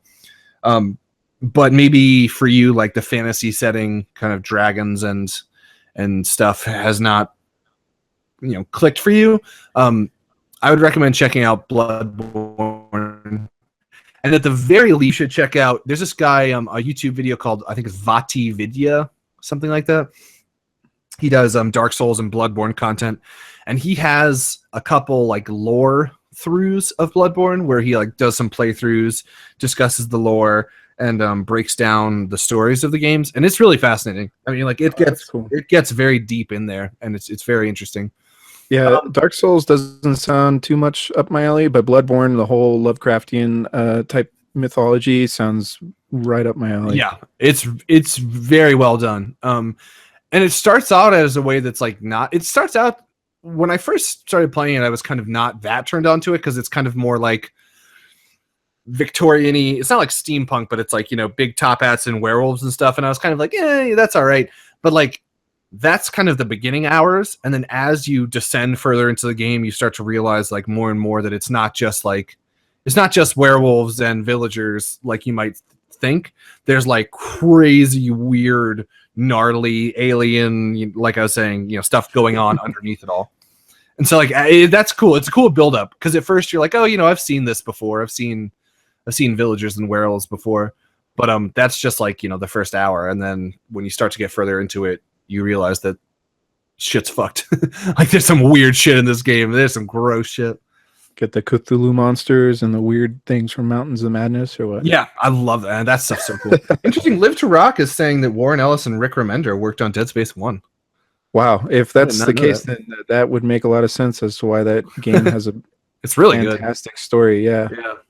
I played Dead Space 1. I really like Dead Space 2. I played and also enjoyed, but it's not really a horror game. It's more of an action game. And I've heard Dead Space 3 just goes further down that and isn't really that enjoyable. Yeah, the first one's my favorite by far. First one's cool. Kind of has that classic like Resident Evil 4 like inventory management stuff. I like that. And the next thing I'm going to say is more Dark Souls stuff. So I'm sorry, this is all Dark Souls related, but it's all good. This is something that I think I have talked about before, but I cannot recommend it enough. There's a series on IGN which is called Prepare to Try, and I would recommend anybody check this out. It doesn't matter if you are a Dark Souls fan or not. It's basically these three guys. It's these IGN UK editors who, one of them has played the game completely and is like pretty knowledgeable of it. One of them has never played the game before / kind of sucks at it. And then the other guy is just basically there for like banter and like, comedic relief or whatever. And they are so fucking funny together. They have playthroughs. If you go to IGN's channel, they just finished playing through Dark Souls 3. Like they literally posted on Friday. They posted the final episode, and it was so fun. It's not even something that I would recommend like to give you great knowledge of the game, because it's really not. Like that's not what it's about. It's just about these three guys who are like clearly really good friends and are just naturally kind of like funny and have a great rapport together, just sitting in a room and like slowly going insane playing this video game for hours every day and kind of like bouncing their insanity off each other. It's so much fucking fun. So there's a Prepare to Try season 1. In Prepare to Try season 1, they do Dark Souls 1 with the guy who's playing it, Rory, having never played any Dark Souls before. So it is a shit show when it starts. It is a mess. And then in season 2, they went on to Dark Souls 3, and Rory was playing that one, having already played Dark Souls 1. So honestly, it's still a mess because he's just a mess of a person. But it's less of a mess as the first one. And they have said that they want to keep doing it on season 3. So I'm really hopeful that they're going to do season 3 Bloodborne, because Bloodborne is different enough that I think it would keep it fresh, but similar enough that the same dynamic would work, I think, for them. So nice. It's just something that I put on like late at night, before I go to bed or whatever, and watch like 30 minutes. I mean, there's probably, I don't know, 17 or 20 episodes per season, and each one's at least like 40 minutes. So it's a lot of live streaming. I mean, those are long games. But yeah, if you are interested in I actually almost think of it as like a comedy podcast, because honestly, they're so funny together. I would recommend starting with season 2, because they sort of have like a grounding of what they're going to be doing, and it's so much fun. Just prepare to try season 2 Dark Souls 3 run with those 3 guys. It's Daniel Krupa, Gav Murphy, and Rory Powers. And I don't know them personally at all, but I feel like, having watched the show, that I'm like their friend, which is weird to say, but I feel like the best podcasts kind of make you feel that, like you feel like you have a rapport with them, even though you don't. Like, I would see them somewhere and I would be like, hey, and be able to make all these jokes with them. And it's weird, but it's just like a really pleasant insight into that. And like, for a game like Dark Souls, where it's so much about kind of the struggle and overcoming, it's just such like a fun and consumable series. So I'd recommend YouTubing that and giving it a watch, because it's just a lot of fun. Nice. So now that I've rambled on, what do you have for us? Okay, so as many of you know, it is now October, the best month ever. For me, I'm a big horror movie guy. I love October. I love Halloween. So it begins the binging of horror movies. Nice. And usually what I do is I try and watch at least one movie every day for the month of October. Damn. Like I said, at least. So sometimes it's 2, sometimes it's 3, just depending on if I have the time or if I can. If I wake up early, I'll throw one on, something like that. So last night I watched Demon Knight. Tales from the Crypt presents Demon Knight. It's from 1996, I want to say. So I watched that. I really enjoyed it because it felt very much like an 80s movie. It had those sensibilities. It had a lot of humor, a lot of amazing practical effects, and some great Billy Zane, which is classic. It's weird. It's weird to say that, but I'm like, man, I want more of this guy. Like, it felt he was awesome in the movie, and he's really humorous, really funny. He would be a fantastic Lex Luthor. Like, really? Just Google Billy Zane right now. I know what he looks like, yeah. And he would be an amazing Lex Luthor, I think. So I watched that last night, and then I watched The Shallows, which was that shark movie. It came out with Blake Lively. Mm-hmm. Was that good? Didn't look good. It's okay. There is a seagull that's in the movie, and his name is Steven Seagal. And yeah, I found that humorous, but he's probably one of the better parts of the movie. Not saying that the movie's bad. It's not. I just think that near the end it kind of lost its steam, and it just kind of it just goes into a little bit like ridiculous territory, because the world it sets up is more realistic, and then once you get near the end, you get this big CG shark, and that kind of I saw some of that stuff, like where she's like shooting flares at the CG shark, and I was like, I don't know if this is for me. Yeah, and that's where it kind of got a little dumb. I mean, I like dumb movies. Don't get me wrong. I like Deep Blue Sea it's really, Deep Blue Sea is really dumb. But yeah, so it was okay. I enjoyed it enough. There's some amazing scenery that's going on in the film, and I think near the end of the movie, it kind of forgets that, and it falls into those like shark tropes, if you will. That's too bad. If you like shark movies, though, I think it's definitely worth a watch. It's a rental for me. I think it's not a waste of time. It's worth at least putting on and just checking it out. I also watched I watched a lot of movies. So I also watched a movie called Amsterdam. which is a movie from 1988. It's like a Polizio Tecci film mixed. Polizio Tecci is like a Eurocrime film from the 70s. So you have like these over hyper masculine male characters. Lots of mustaches, I imagine. Lots of mustaches, car chases. Yeah, so it's very much that wrapped in an 80s slasher film. It sounds cool. Which is, dude, it is awesome. Amsterdam? Yeah, Amsterdam. And there's like this badass speedboat chase like through Amsterdam. So they're going through like tunnels. The canals, yeah. Having been to Amsterdam, I can tell you there's not that much room for maneuverability there. Dude, and they're like hauling ass, like jumping up on platforms and stuff. And it's all about like a slasher that is wearing like scuba gear. So it's really weird. It's not super. It's like a whodunit. So they're trying to figure out who this slasher is, and you don't know throughout the entire thing. But there's like, speedboat chases, and there's a part where they trap the guy inside of a I guess like a canal where they what's it called? Where they have to like level out the water in order to a canal, right? Yeah.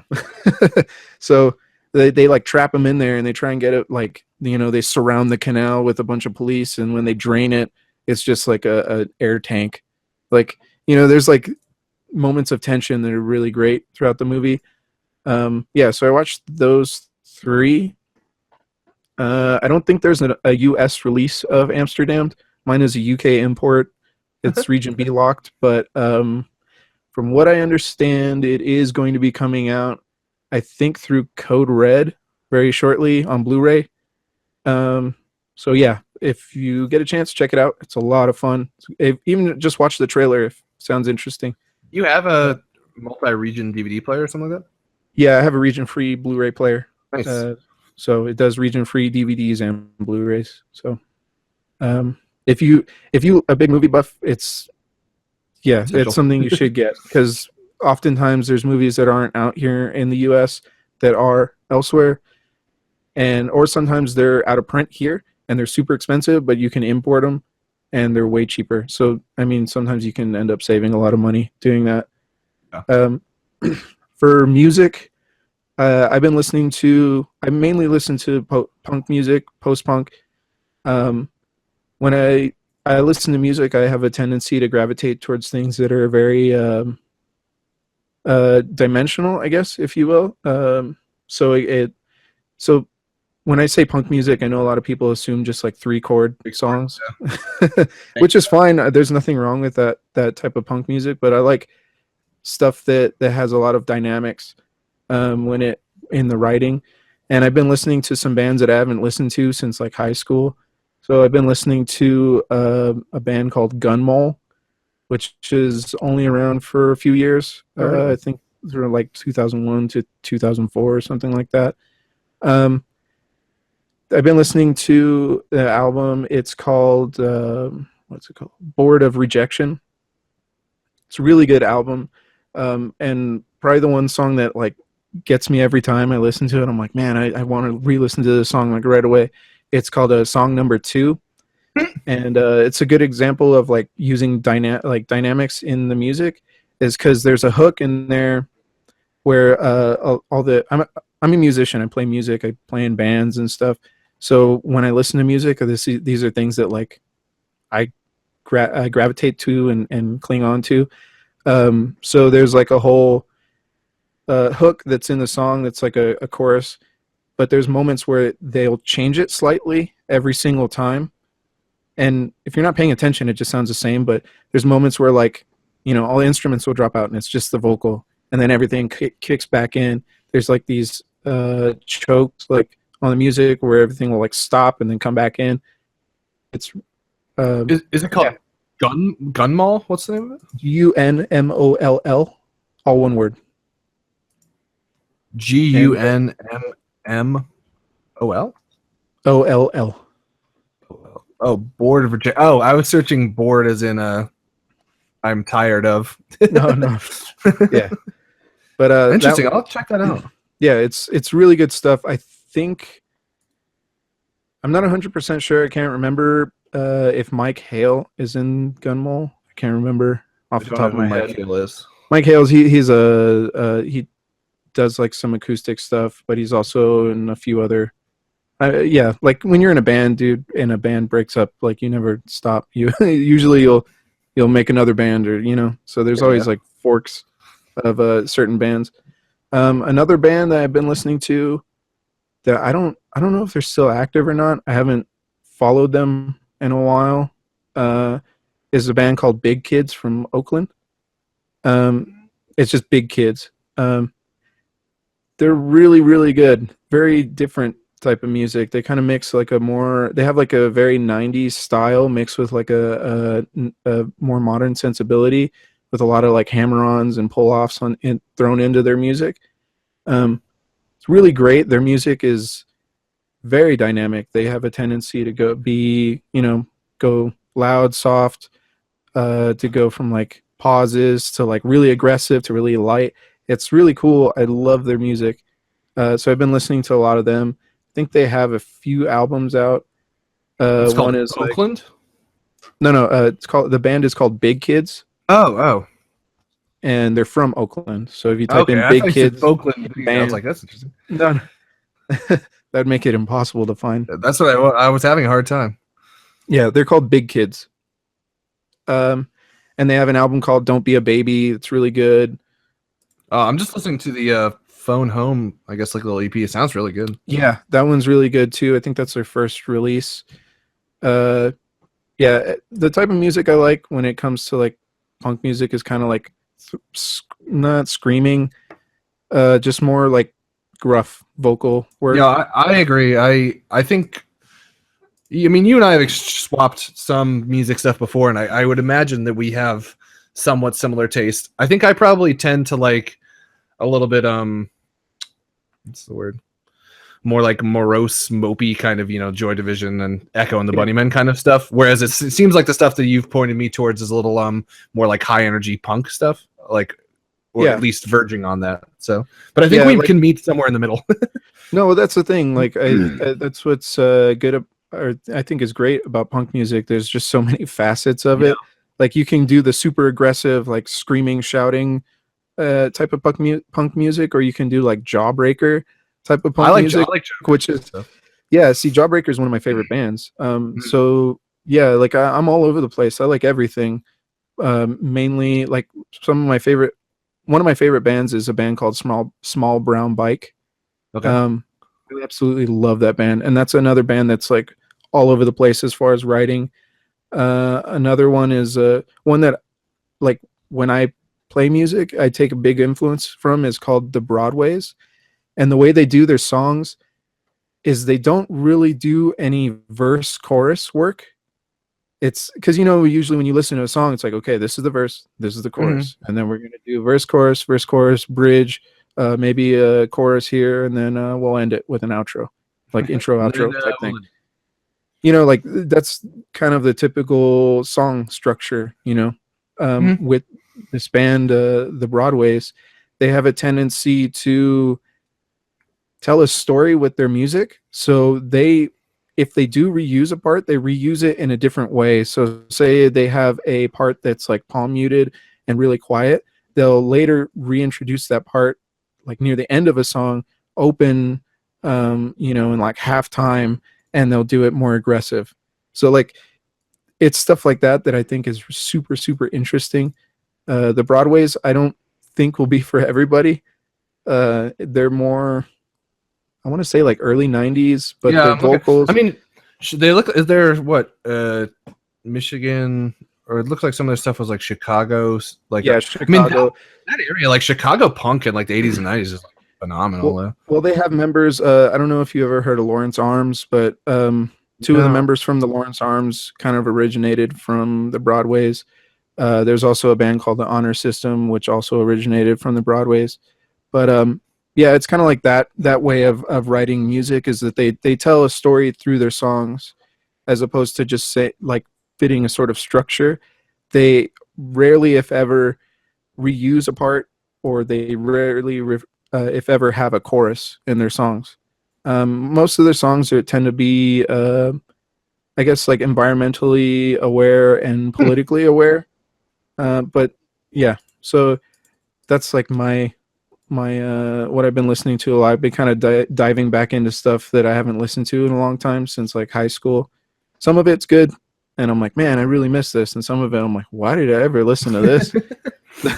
I'm glad But you like, pointed me towards these though, because like I am always looking for new stuff, and this just seemed like something that would really tickle my fancy.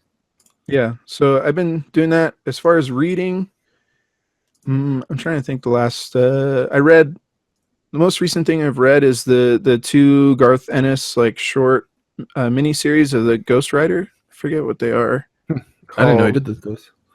Yeah, they don't really. You don't really need any sort of like backstory on like who the Ghost Rider character is because they're these mini series.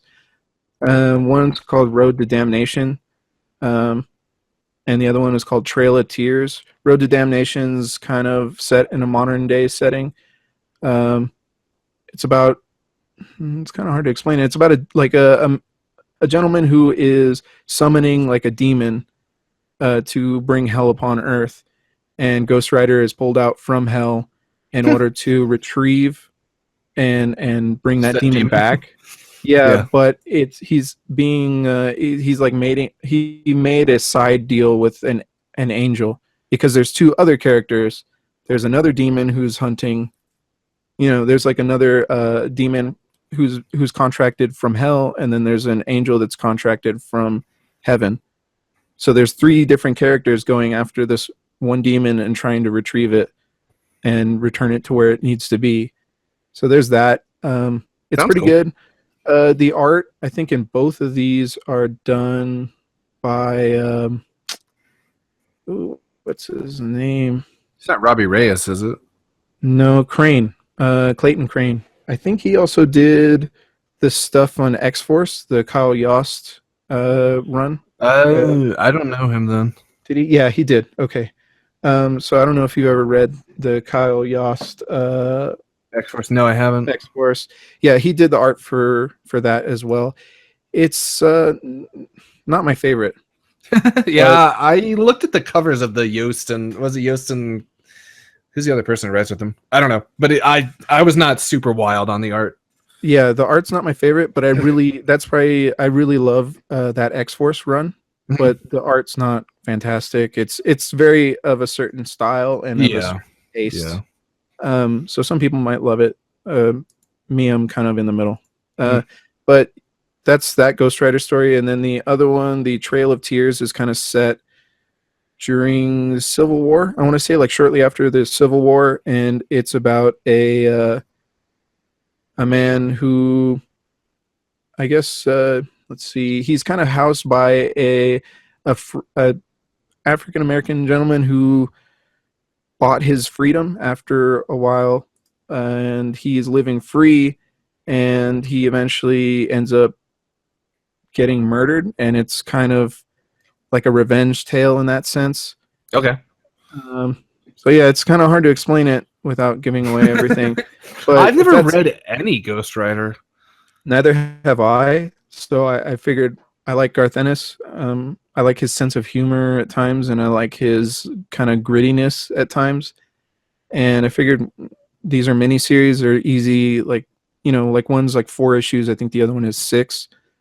So yeah, they're like bite-sized tastes, I guess, of the Ghost Rider mythos. Because I'm not even sure that, because Ghost Rider is not necessarily one character, or he's not. Yeah, it's like a manifestation of something or other.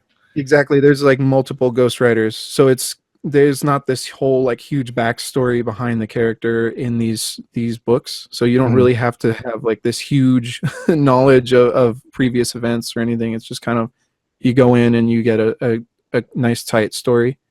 So I enjoyed them. They're not fantastic, but for miniseries, they're enjoyable. It's like one of those things. It's like a hamburger type, a hamburger of comic books, if you will. It is a predictable, enjoyable experience. Yeah, so not great, but I enjoyed it well enough. Again. Awesome. Well, we have been going for quite a long time.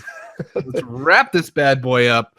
All Thank right. you so much, MJ, for joining me today and Well, thank co-hosting, you. and I will certainly have you back in the near future. Yeah, I'd love to. Um, yeah, because I really think that you and I have a lot of. I think it's an interesting cross section, in that Amani and I have a lot of things in common. I think you and I have a lot of things in common. I don't know that you and Amani would have that much crossover, but I feel like between the three of us, there's a crossover that sort of fills out different aspects. So I feel like Amani appeals to my side of like liking things that are a little more fluffy and fun, and I think you and I could go down some like really weird avenues with like music and film and stuff that would be nigh unwatchable for many people. So I like that aspect of it. So where can we find you? Because I have mentioned on this podcast before the PodMax podcast, and I believe the last episode, there hasn't been one since the Lock episode, has there? We are actually going to be recording today Oh, for the next podcast. I'm not sure if it will be out. If it'll be out tomorrow. I doubt it. that Mainly would be because a quick turnaround. yeah, exactly. So I'll say it'll be out. Check by next Monday, which Okay. is we usually release on Mondays.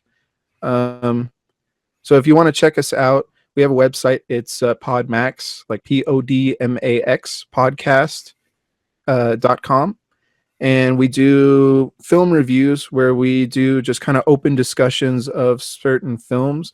Will was a guest where we talked about Locke, which is a movie starring Tom Hardy, where he drives and talks a lot. Where he drives.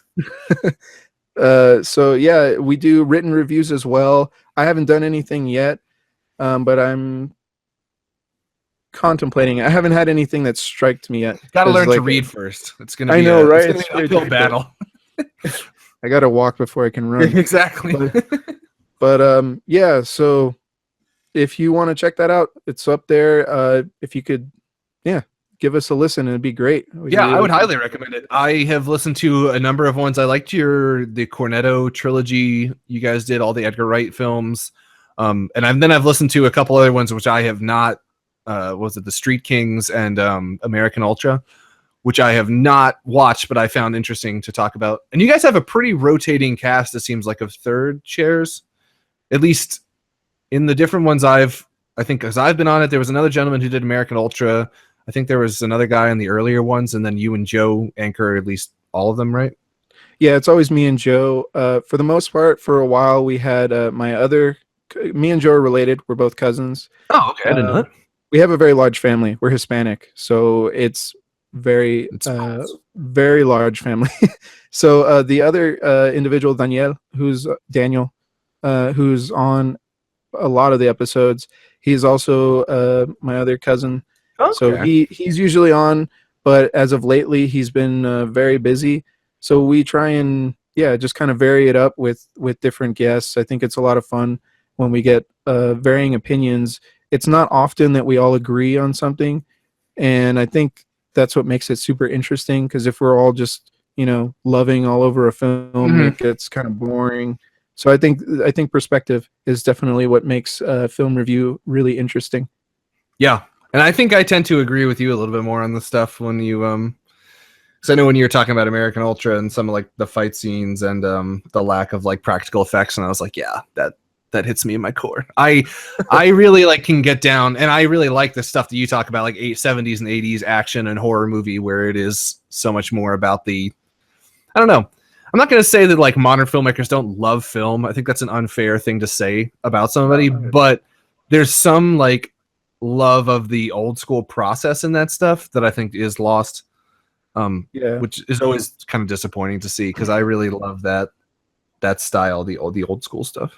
Yeah, well, for me, like I think as far as like tastes go, my tastes tend like yourself with comics, you tend to lean towards the classic stuff, more of those like old school art style, as well as the storytelling style. Myself, I'm kind of the same way with film. I love classic cinema. I love weird, obscure movies. I love horror movies. I love exploitation films, blaxploitation, everything. A lot of modern films don't quite do it for me, but I still love movies. So even though modern films don't strike that fancy, there's still movies that I enjoy that are modern. So that's me too. I definitely aesthetic, enjoy modern films. I just think that like there's a lot of playing it safe in a lot of senses, in a way that like experimentation was just kind of all over the place, I think. I mean, and that's not a fair thing to generalize, because there's a lot of indie and smaller films coming out today that are like wildly, brave and bold. But it just seems like Bone Tomahawk, something like that. Yeah, exactly. I love that movie. Excellent. So you can find myself, as always, at youtube.com/nerdventures. You can also find me at The Nerdventurer on a bunch of different social media websites. And if you are so inclined, you should also take a moment to check out the Patreon, which is patreon.com/nerdventures, where there are a bunch of different reward tiers, including little bonus goodies to get yourself shouted out on videos and do like little catchphrases and commercials during the podcast. Thank you to everybody who has pledged so far. And if you made it through this 2-hour podcast, kudos to you. But this is now October 2nd, so the Patreon has officially kicked off. The first donations were picked up on the 1st of October, and moving forward, we're going to be integrating all of that cool Patreon stuff into the channel. So I'm very excited to make that a bigger part of the channel. Next week, we will be discussing Luke Cage. I know Amani will be back. MJ, you are more than welcome to join us if you happen to watch it by then, but I know you said you're not up and up on stuff. I'm going to have to force myself to watch it because it's faster than I usually would. How many episodes is it? It's 13 episodes. 13. I mean, if you guys will have me, I'd love to be in it. Absolutely. I'll do my homework. Especially since it's it kind of is a blaxploitation like takeoff for like the 21st century. Yeah. Like it's predominantly, a black acted, written, produced, and dominated miniseries. So I think it'll be an interesting conversation, because I know like just 2 episodes in, I have stuff to say about it that I think will be topical and hopefully fun. And you can find us every Sunday. We are going to be live streaming every Sunday, 12 p.m. I'll send out the links, 10-15 minutes early, as we did today. And then you can chit chat with us. Today, I don't think we're going to do a Q&A after, since we've been going for so long and I need to get some lunch. But that's 12 p.m. Eastern, by the way. Yes, 12 EST. I'm sorry. 12 p.m. EST, noon EST, which I know is a little bit all over the place for everyone. I never even thought about time zones before I started live streaming, and then I was like, oh, everybody's at different times. It's crazy. So, come back and check us out. Check out the Patreon. Check out the channel and a bunch of other stuff. We will be discussing Luke Cage next week. And the Nerdventures Book Club will be continuing into October as well, where we will be doing Identity Crisis, which should be cool, because I have not read it yet, and I am excited to chug through that. So, MJ, thank you so much for being on, and we will look forward to seeing you again in the future. Awesome. Any last words for listeners? If you can, subscribe to the podcast, PodMax Podcast. You can find us over at podmaxpodcast.com. We're also on Instagram. It's pretty much my Instagram with the PodMax Podcast name. That's what I thought. Yeah, I'm always posting movie stuff and comic book stuff and some video game stuff. You could also find us on Twitter, which is also mainly just me posting, but Joe's on there as well. And that's pretty much where you can find us. And we're also on Facebook too. And iTunes. You can find the podcast itself in the audio format. Yes, sir. On iTunes, which is where I listen to it personally. So thank you guys so much. Get a cat, get a horse, and all that jazz. And we will see you next time.